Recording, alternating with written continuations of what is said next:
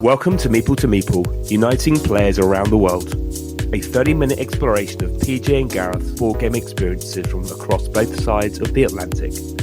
Each episode they share their thoughts and opinions on the world of board games, including their favourite themes, games, hot topics, and much, much more. Hey guys, and welcome to episode 65. 65 is a fun one where we're going to talk about, or the title is going to be Geekway, Gateway, Getaway. How about that? I got through it. As always, I'm PJ. And I'm Gareth. And we're going to talk about, so this weekend was Geekway Mini. Geekway to the West is a gaming convention in St. Louis, Missouri in May, and that's what they call Geekway Prime.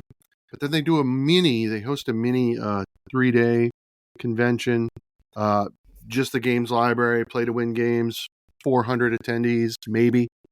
And so that's where I was this weekend, and Gareth was home playing a lot of small games with the family.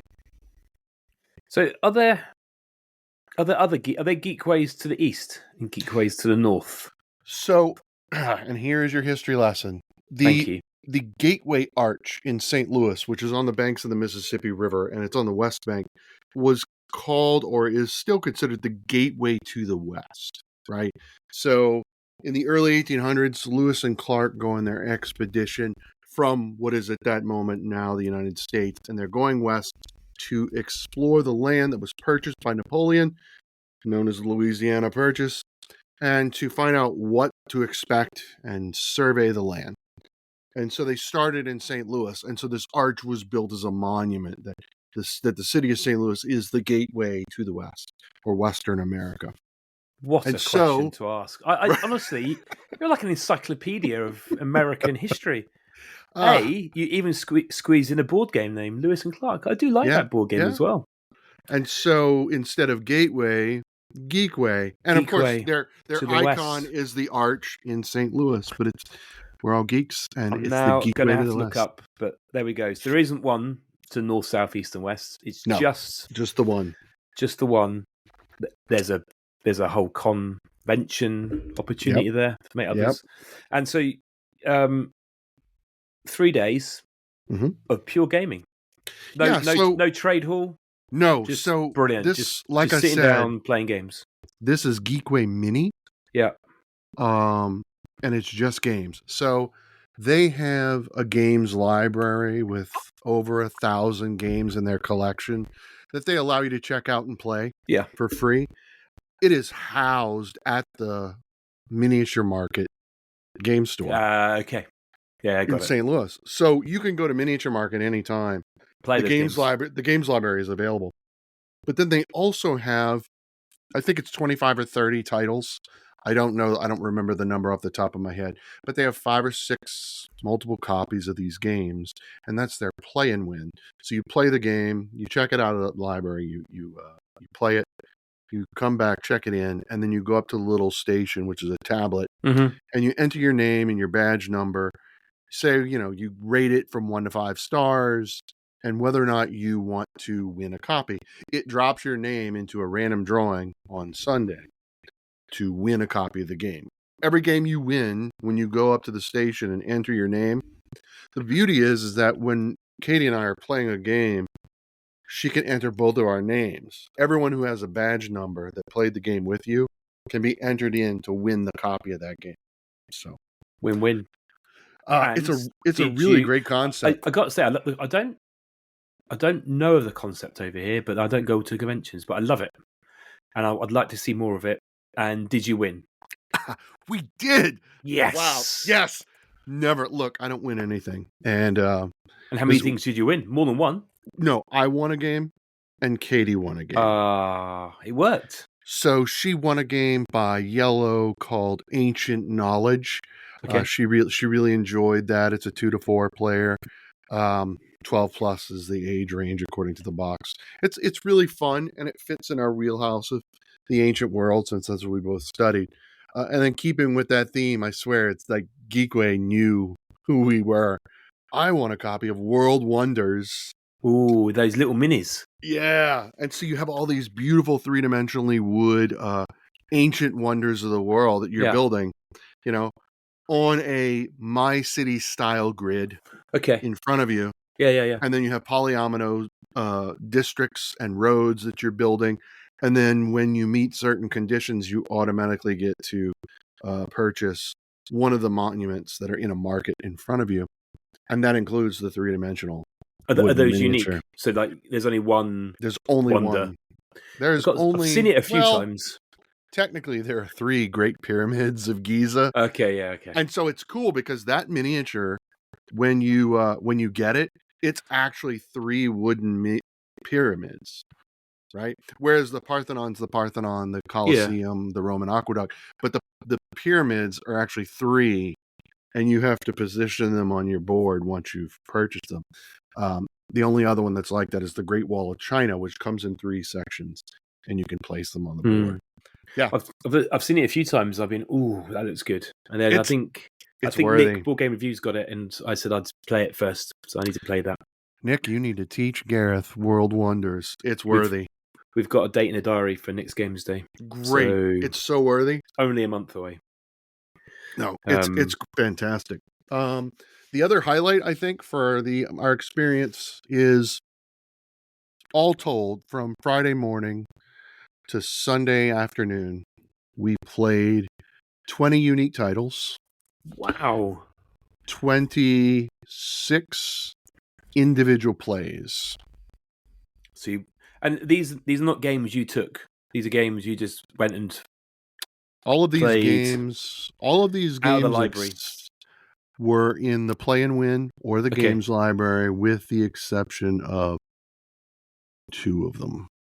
Okay.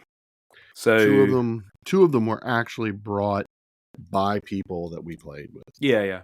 That's not. I end up taking a whole bag of games and then I teach people. But it's why I love Geekway, because I don't have to bring anything. You just turned up and play games. So you played 20 games. So what was the highlight? The number 1 favorite game that you haven't played before? Well, we had never played any of these games before. Okay, let's start. So there were no repeats. So we got there, and the first game that we picked up, because we'd seen a lot of hype on social media, and we're like, we really want to see what it's all about. And it's Barcelona. Okay. And it's beautiful, isn't it? It is beautiful, and it scales perfectly. Because keep in mind, the majority of these games we all played at 2 players, right? And it's scaled really well. And just when I thought, well, the games aren't going to get any better than this, we played Life of Amazonia. Oh my gosh! No, so many. Heard of that. Is that a new game? It's a fairly recent game. It's so amazing. There are so many animal meeples, and they're so beautiful. It's kind of like Cascadia, in that you are placing tiles in front of you, and you're trying to build the largest habitats. Oh, nice. But the minis are lovely. Yeah. You have one unique animal that represents you. Okay. And that animal cannot be placed on your board until you've met a certain requirement, whether that's placing trees, placing water lilies. So is it like a mixture like habitats where you've... It's a little bit of... Yes. A little bit of habitats? A little bit of habitats, a little bit of Cascadia, and a little bit of wild Serengeti. Okay. Yeah, the minis. In terms of the animals, it's so fantastic. So it's lovely. We checked that game out of the Play and Win, and we played it twice. So we checked it out twice. That's how good it was. And the second time we played it at 3 players, and it didn't disappoint. Like, it's so good. The Board Game Geek says it's 1 to 4, best play 2. And the community say play it 1 to 3. I guess, is there some downtime, possibly? There is some downtime. So it could be like 4. It's actually 3 out of 5 weight as well. It's not like he looks like a cute family game, but actually looks like there's a little bit of meat behind it. It really does. Most of the games that we played were very similar to that, in that they look like family games, but they had that meet, like you said, and that was pretty fantastic. Next up, we tried a cooperative game, and you know that Katie and I love cooperative games, and that's Tesseract. No, not heard of it. Okay, so it's got like you've got a cube of dice, and all the dice are very colorful. You've not seen any pictures; it's been all over social media. I'm sure I have. It's a cooperative game. The concept is that this Tesseract's come to Earth, and we're trying. Oh yeah, now I've seen the box. Yeah. Okay. I'm with you. Yeah. So the problem with still photographs of Tesseract is it's very colorful. It's very vibrant. You can tell that it's got a lot of dice. What's going on? 64 dice in total, I think, is what's in the game. It's like, but what is the game? I get it, right? But what is it? Once you play it, it is so good. It is so good. The game, best with two. I don't know. I think a third player would have helped. We played it at 2. It was great. I think a third would have been perfect. There aren't many votes, so it's a loose 2. It's 2 and 3. So yeah. But we played Tesseract. And then we played Ancient Knowledge, the game that Katie won. We really enjoyed that. And so that's our first 4 games. Then we met our first flop. Oh. Yeah. We played Forbidden Jungle. Yeah. Yeah. I'm not excited. No. Now, I've talked to some folks who absolutely love it, and they all have the same thing in common. It's their first Forbidden game. So here's the deal. This is what I'm going to say. Objectively speaking, it is probably the best of the 4 Forbiddens. The fact that the aliens in the jungle evolve from egg to hatchling to adult. The adults can aliens in the jungle. Yeah, aliens. The things that they do are really interesting and compelling.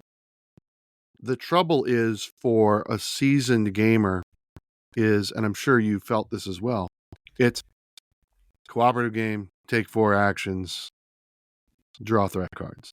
Take 4 actions, draw threat cards. Take 4 actions, draw. So it was really, it felt like something we had seen. Rinse, repeat. Yeah. That's what it felt like. But with all that being said, I think the way that the game is structured, the threat is better or more compelling. So I can see why people would love it. It's just that because it was the 4th in the series, we were like, we're done. And then the last game of the day for us was Forest Shuffle. It's gotten a lot of hype on Instagram. Yeah, I've heard mixed views. What do you think? So we started playing it, and we're reading the rules, and we're like, I don't get it. Right? We're like, what? We're supposed to do what? I mean, okay, so we're going to plant trees in front of us, and we're going to do a thing. Okay. What are we doing with these animals? Because it's weird. The cards are split in half vertically or horizontally. Right. So it means that when you play the animals or the forest woodland creatures or the mushrooms or the fruit or whatever, you're going to put half the card underneath the full tree card. And after 2 or 3 turns, it made sense to us. What I can say is Forest Shuffle is delightful. It's calming. I had no regrets. I would play it again. Did I hear? Is scoring a bit administrational? Is it a bit? There's a lot. Maybe that's what I heard. There's a lot of scoring. Quite a lot of admin. Yeah. Because you've got set collection, and then you score your trees, and then you score your top and bottom cards, and then your lefts and your rights, and there's so many multipliers. It gets a little bulky and cumbersome at the end, but yeah, so, I'll put that in the middle. It was great. I enjoyed it. I'm glad we played it. We actually played that one twice because we did enjoy it, right? There were only 4 games we played twice, so this was the second one. And it was good. Was it up to the hype? I don't know. I walked away feeling really good, and we played it a second time later. Like I said, it was really calm and pleasant. Out of your list, I mean, Barcelona I've got, and it's beautiful. I mean, it does play very nicely. I am intrigued by Life of Amazonia. That was not on my radar, and now it is on my radar. It was not on my radar either, and I was really hoping to win that. We didn't, but that's okay. Because in the box art, it's just I think it's a parrot. I don't go, ooh, that looks good.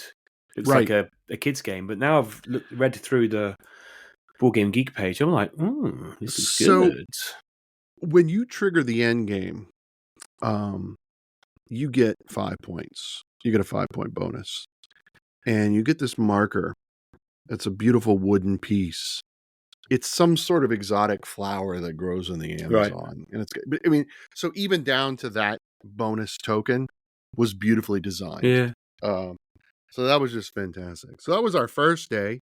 We got together with Jonathan and his wife, Megan. Jonathan, of course, is part of the trio of Re-Engineer the Game. They're a group of 3 in St. Louis, group of 3 gamers. And so we met up with Jonathan. If you recall, I met Jonathan at Geekway last year with him and his wife playing Flamecraft. I remember saying, You remember that story? Yeah. Well, now this year we organized. We were like, Jonathan, you're going to be there? He's like, of course I'm going to be there. It's like, well, we got to get together, and we did. And so we got to have dinner, and then the next day was Saturday, and we started the day off with Dwellings of Eldervale. Brilliant. That was something someone brought. One of Jonathan's friends brought it. Good game. Did you enjoy it? Yes, Katie and I both did. I demoed it at Origins in 2019. Okay. And the only thing I remembered was that there was an alligator. I didn't realize the alligator's a monster. It's a monster.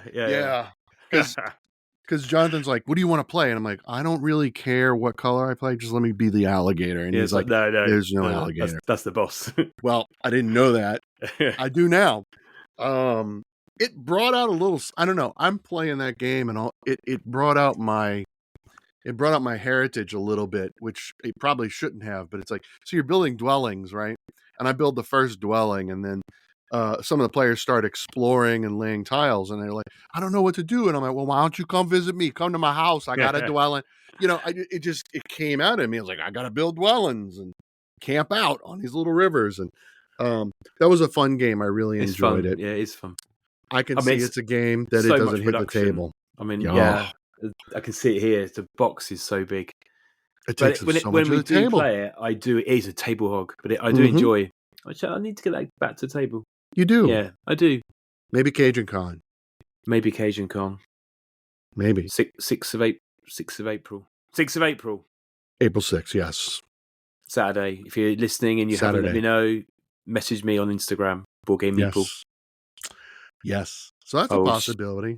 That's not a bad shout. That could be a good one. Yeah. Good choice. Okay, what else? So then we went back to the play and win. Everything was play and win for the most part. We played Art Society. I was hoping for that for Christmas, but it had sold out because I think it's very tight. How was it? That was incredible. Looks lovely. You're purchasing artwork and you're hanging them on your wall, and the wall has texture. Yeah. Amazing. Because it's like the tack holes for where you would hang your artwork on the wall, and it's like a museum.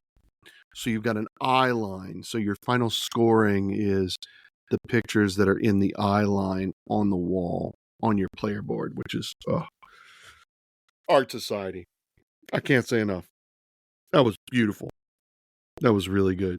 Now, after that, we played Match of the Century. Do I know that? I don't know that you do. It is a 2-player game. It's about the match between Fisher, the chess match between Fisher and Sasky. No, this has... You're not playing chess, but you're kind of playing chess. Yeah, it's got pictures. It's got a thick historical context catalog at the beginning. It's very much informed by the history of the match they played, but it fell a little flat for us. It didn't appeal to our type of gameplay, but I mean, we love 2-player games, but it was like, I mean, it looks intriguing. I think I'd skip over it. it was really clear what the designer was trying to do, and the designer did it. The gameplay just didn't. It just didn't hit us. So. What's the mechanics? Is it a card game or? So you have a deck of cards. You draw 3 cards, 4 cards. So you're not playing chess. You do have chess pieces. You have pawns. There's a king. And I play the card. It feels like Land, Air, and Sea, where I'm going to play a card with a number on it. Yeah. And you're going to play a card with a number on it. Highest number wins. Whoever's the loser will activate the ability printed on their card. So sometimes you want to lose because the ability is good.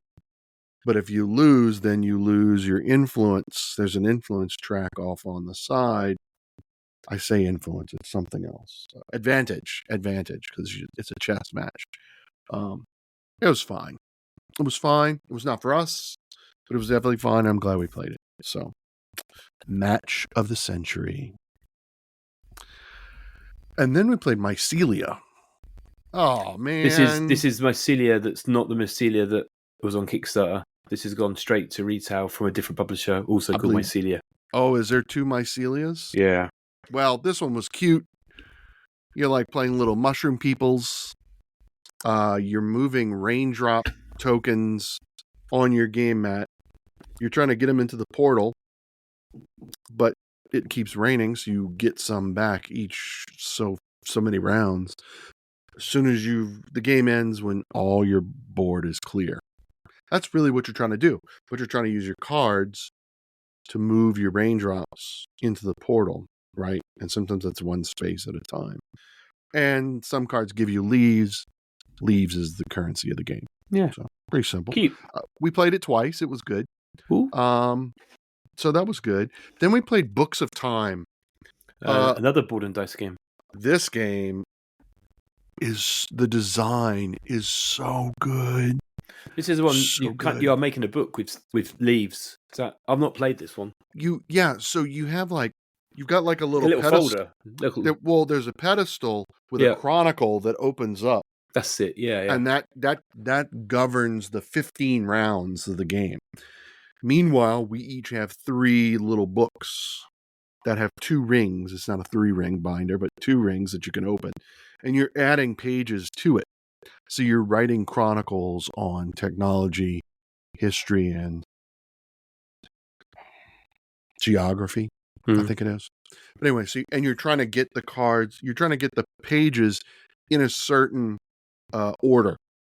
When you open the book, they're revealed in a certain order so that you can get your objectives for endgame scoring. The design was just so good. So good, man. It was a lot of fun to play. I always see it and think it does look beautiful. It's really good. Again, we played that at 2 players. So then we had the luxury of Laura and her husband Ryan. This is obsessed with board games on Instagram, and her husband Mr. Obsessed with board games on Instagram. They live just outside of St. Louis in a suburb, and they drove down to the hotel.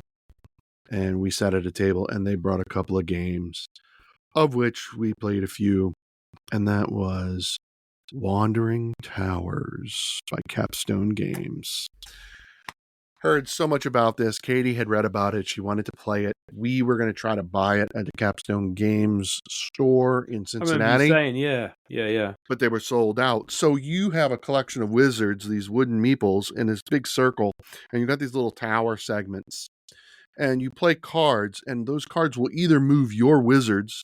You're trying to get them into the keep, which is this one black tower. Right. And you physically, you have to land directly on it. You can't play. If your card says move 2, you have to move 2. You have to move 2, yeah. and it has to be exact in the keep.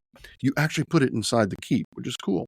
Hmm. Or you can move the towers, and the towers can go on top of other wizards. Oh my god! So you're moving tower pieces, or you're moving your pieces. The problem is it hides your opponent's pieces, so sometimes you got to remember where your pieces are. But you can take so if there's like 7 segments of a tower stacked up, whatever segment you move, all the ones above it move too. So that means even though you're on segment 3, if I move the whole thing and then you forget where you were, so it's a little bit of memory as well. Yeah, I'm just reading. It's a mixture memory game, but it does play up to 6, which looks good. It does, and it's quite light, so quite a good party game. Not party game, but no, large group game. It was fun. We played it at 4. I think it would just be chaotic at 6. If anyone's coming to Cajun Con, that would be a good game to bring because 6 players, I think, just would be a lot of fun. We'd be moving the towers and trying to remember where all our dudes are. It scales. It nice. Scales well too. Like 2 players, you play 2 colors that have more meeples, and then 4 players, the meeple number diminishes. Right, so that was fun, and then they brought 3 Sisters, the roll and write, the classic. famous, which Katie and I never played. It had been on our list forever, so we got to play them. Oh yeah, it's good. Oh, I love that game. It was fantastic. We really enjoyed that. It's also in Geekway's games library. Okay. So the next day, because we played 3 Sisters and enjoyed it with Laura and her husband, we checked it out of the games library. So that's another game we played twice. Was 3 Sisters. So we really, really enjoyed that. And then right at the end of the night, so the weather was terrible.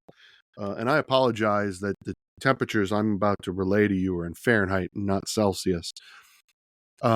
So Friday it started at 40 degrees Fahrenheit, but by the end of the night it was 12 degrees. It was minus 12 degrees Fahrenheit, which is probably even going to be more negative in Celsius.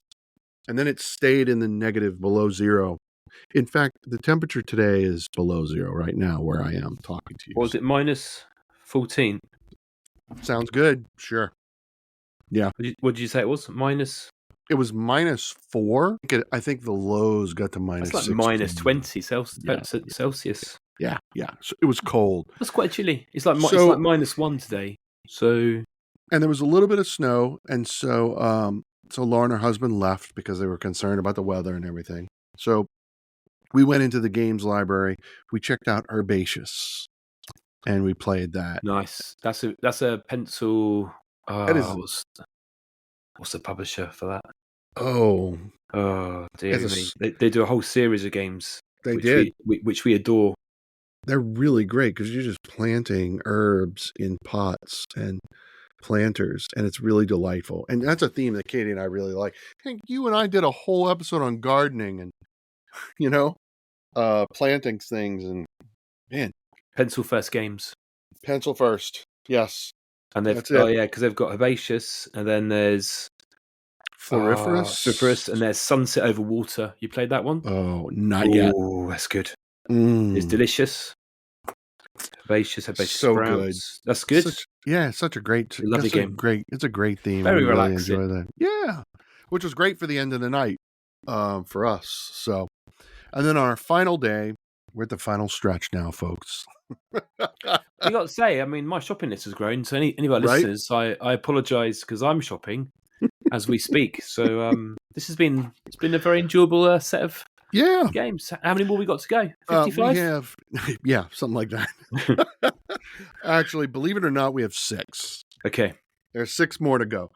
So we started off Sunday with World Wonders, the one I talked about before. Yeah, this is the game that I won. I fell in love with that game, and I'm so glad I won that because we really enjoyed that. And then we went and we played Draft and Write Records. Draft? Yep. No. Not any good? Not any good. Oh dear, no. right. It's trying thumbs down from PJ. Yeah, it was just trying to do too many things. Draft and Write. Yeah, I mean, it's a flip and write is what it is. Draft and Write Records. I mean, you do draft. You have a set of 5 cards in your hand. You choose one to play, and then we show them simultaneously, and we take that action on our mat in front of us. And then we pass them. So we draft the deck, right? So that's why it's drafting, right?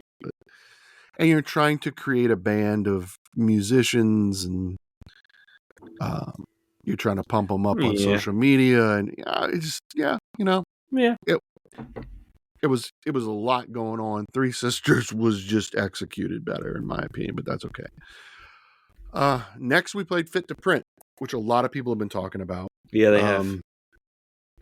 We were a little nervous. We are not fans of Galaxy Trucker.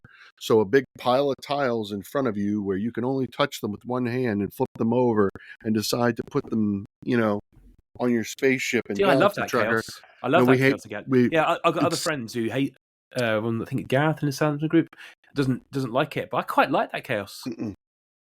Cannot stand that. However, Fit to Print, you're doing the same thing. Yeah. But then you put them on your desk, which is a 3-dimensional cardboard desk, and then you put them on your layout for your newspaper, and it works. Good. I liked it better. We played it, and we were happy we played it. We don't know that it's worth the hype, but we certainly enjoyed it and would gladly accept it into our collection. Would you add it to your collection? We would, yeah, because it would hit the table. Our group would enjoy that. I think it's executed better than Galaxy Trucker. I think is the problem. I mean, Galaxy Trucker must be 10+ years old now, isn't it? As well. It is. I know it had a bit of a second edition, but it's still old. Old man. Well, then we played First in Flight afterwards. This game was fantastic. Ooh. Oh, wow. First so in good. Flight. Yep. So you play a famous pilot in the early days of air travel. Like, we're talking about the Wright brothers, right? Ooh, I love the art already. It's great. So you have a flight deck of cards, and they include flaws and basic air problems and glides and whatever. And so you flip them over, and they have a distance number in the corner that lets you know the distance that you've flown, right? And so you're trying to get to 40. You get to 40 points, the game ends, you're done. You play over a course of 4 rounds or years. And so you take flight actions as you move your meeple or your pilot around the rondel of actions. There's asymmetry because whoever your pilot is, and these are all historically accurate individuals. Yeah.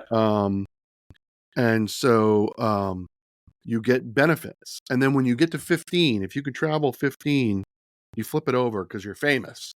You've managed to fly a plane a certain, whatever the distance off the ground enough. Right. So you become famous, which makes your person stronger, your asymmetrical power stronger. And so it's that push your luck. You keep flipping cards to try to get further and further. You've got basic problems and flaws, and they have like little explosion symbols on them. If you get 4 of them, that means you crashed. So that's unfortunate. Yeah. At the end of each year, there's whoever went the furthest gets 7 gold. The Michelin Cup, 4 gold, 3 gold, whatever it is. There is a third player, ghost player in a 2-player game, but all it is it's just his pilot.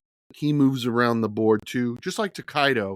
Whoever's in last place gets to go first. Get next, yeah, okay. And he has a token, and he just blocks spaces. That's really all he does. So it's very low admin. Low admin, yeah, that's what you want. Low admin. And then we ended the day with another game of Three Sisters because it was so good, and we played. I'm probably going to say this wrong. Aton or Aton, Aton. It is a very old game by Queen Games. It's a 2-player game where you're striving to gain power in ancient Thebes in Egypt. 2005. Yeah. It was in their games library, and it's a 2-player, and it is the standard 2-player back and forth. We've got 4 temples in front of us, and we're trying to place our. I had a copy of this one sent to me like as a freebie from like it might have been a Kickstarter, and this was added in to backers. But it came with, I think it came with like missing tokens. I've never played it. No. And I asked for them, they couldn't find any. It is how was it? It's good. Oh, damn It it. really, it is. It fits in our wheelhouse of 2-player games that we really enjoy. There's not a lot to say about it, right? It came out in 2005. It's I do exactly recognise it. it's what you expect from Queen Games. It was nothing flashy. It was nothing crazy. It was just putting tokens on the board. And then our last game of the weekend was Brussels 1893. Oh, yeah. Yeah. That's a solid. It's the new reprint, deluxe version with like the gold foil and beautiful worker placement. We only got to what I call demo it. We ran out of time at the end of the day before they started. You know, like you need to bring all the book games back to check them back Tidy in. up. So we got to set it up and play around. It's very interesting. I would love to get that. I would love to get that in our collection. It does look lovely. It's a really chunky mid to heavyweight worker placement game that really appeals to my wife and I. And so there you are. What's your top three? Top three was Life of Amazonia, and this is in no order. Yeah. Life of Amazonia, World Wonders, and First in Flight. That might change tomorrow, but yeah, I've got to say, Wandering Towers looks like fun. That does look like a good game to have for larger groups. I'm looking for group games. Group games that play quick. Group games, yes. Quick group games for Cajun Con. That is the key. That's the key. You were busy. I'm impressed. Yeah. 20 games, 26 plays. Yes, what's the next convention you got? Is that Cajun Con? Have you got anything else lined up? No, actually, I'm going to be going to Nashville, or just outside of Nashville, Tennessee, for Tennessee Game Days, where Adam from Tabletop Vibes will be driving down. He's going to pick me up, and then we're going to drive together to Tennessee. It's a 4-day event. I think it's going to be similar to this. I don't know a lot about it, but I know that we're going to see Ameritrash Talk, Random Meeple, TJ Plays, awesome. Tabletop Worldwide. They're all going to be there. It's going to be good to see them again. I've not actually met May and Josh before Ameritrash Talk. I have not met them. So I'm looking forward to finally meeting them. Everyone else I have so far. So we've got that in the pocket. And then like a month and a half later, I'll be in England. Cajun Con. Yes, sir. Not long to go. There you go. In 30 seconds, I'll tell you what I played this weekend. Tell me what you played this. Right. I didn't mean for this to be all about me, folks. But PJ, it's always about you. I mean, that's how it rolls. So in my 30 seconds of this very short episode we got left, I play lots of small games, which I guess is quite fitting for the 30 seconds I've got. We played French Quarter. Oh, man. I can't wait for my copy. Which arrived on Saturday and was straight on table on Sunday, which is the fourth. Is it the fourth game in the series? So there was Fleet, the dice game. Dice game. Then there was Motor City. No, there was Three Sisters, then Motor City, and now French Quarter. So roll and write game. Only played it once. I really enjoyed it, but I wish I'd read the scoring mechanic before I got in the game, because Mrs. Boardgame Meeple whooped me. She had also not read the scoring mechanics, but man, there's combos. So it's combo-tastic. So just like all the others, I've done this. Oh, trigger this. Oh, I've got a bonus. Oh, I've got this. I've got a star. Oh, 5 actions later, I'm filling in X's all over the board. I feel like you actually went to the French Quarter in New Orleans. That's exactly. I was on. I mean, you're traveling by cabs and carriages and taxis and steamboats and something I've forgotten. And the beauty about New Orleans is you really need a local to help you navigate, and you didn't have a local with you. I did a local because, the rule book, there's thing about second lines, and I was like, "What is a second line?" And I had to go right back to the very first page and a little bit of intro that you always skip over. You read in the rules that explained about the second line, which is like a party that moves along the. You'll explain it better than me. I will. So second lines are predominantly funeral processions, Right, okay. in New Orleans, and there's like a jazz band, and That's so yeah. the family and the mourners and the pastor is the first line, and Right. second line is just everyone else can join the procession, and it's so you could be in New Orleans, and all of a sudden there's a second line walking by. Yeah, you get You points. can join them. Yeah, you can join them. Okay. Yeah. But without that context, I was like, I don't know what it Right. says. But we played that, and then over the last 4 or 5 weeks, we've had loads of button shy wallet games arrive. Oh, okay. So we played some of the 2-player ones, a game called Making Manhattan, which was most of these games are 18 card games. So that was you start with a Central Park, which has got unique scoring conditions, and then you draft 6 more cards to your table, so 8 cards in total. Game finished. Nice. Excellent. So it sounds like this is something I need for the airplane ride to England. So somebody messaged me and asked me whether it was good for planes, and I said yes. Okay. For trays. So Making Manhattan was good. Then we played a game called Forest Sky. In fact, we played that game twice, which was again drafting, and you're trying to get 3 cards in your hands, and there's 2 sets of 3 cards on the table to basically hit scoring mechanics on your cards, but utilizing what other people have thrown away. So you got lots of birds flying around. I thought it was very unique. I couldn't think of anything else I played like it, but a game was fun. I'm going to destroy this pronunciation. Kintsugi, Kintsugi, based Kintsugi, based on pottery, that are all broken, and then you use gold to make them. So you're and it makes them stronger. Laying cards down to basically make beauty out of what is broken. You have your own color that no one knows, but you can't make it too obvious, because if people guess your color, they take your score off their score. Lowest score wins. That was very good. And then we played another round of Ticket to Ride Legacy. No spoilers, but still very, very much enjoying that one. How many games do you have left? 3. So we're going to try and... Oh, it won't be tonight. It'll be tomorrow night. So we had a bit of a gap because of back to work. But it's good. It's worthy. Yeah, it's really good. Really worthy. I'm definitely glad that somebody sent me that copy. And then back in 2002 at the Board Games Expo in the UK, I played a game called Isla, ISLA, which is like a family roll and write. We love those. Had a lot of fun. It's on Kickstarter next month, so I've got to set a preview copy just to play again.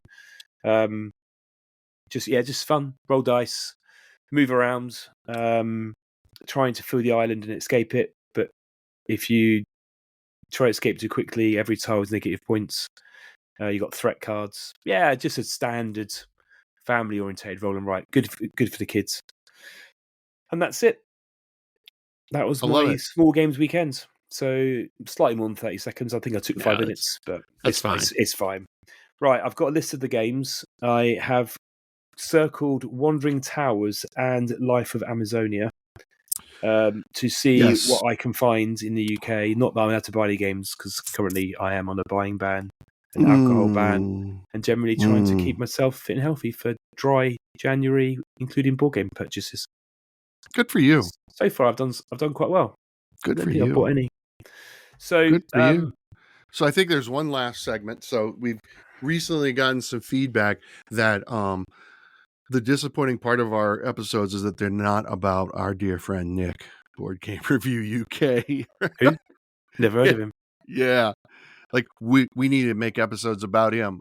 He will be joining us, right? This is pretty soon. We'll be having him on. Episode 69 would be the episode that Nick has claimed is his own. There you go. So Meeple to Meeple takeover with Nick, Board Game Review UK. It might be a not safe for work episode. It might not be. So Nick, if you're listening, this last 30 seconds are all about you, and episode 69 will be all about you as well, sir. He's got his equipment and he's ready to go. So we'll give him some tuition on his equipment, and we'll be ready for episode 69. Well, that is our Geekway Gateway Getaway for the weekend. 3Gs. So, Thank you, PJ, for sharing your awesome trip. Well done on the games playing. And thank you, everyone, for listening as ever. Thanks, everyone, for listening. Please subscribe. And as always, we love to hear your thoughts and ideas. So make sure to leave those in the comments. And don't forget, you can also chat with us both on Instagram @Meeple to Meeple.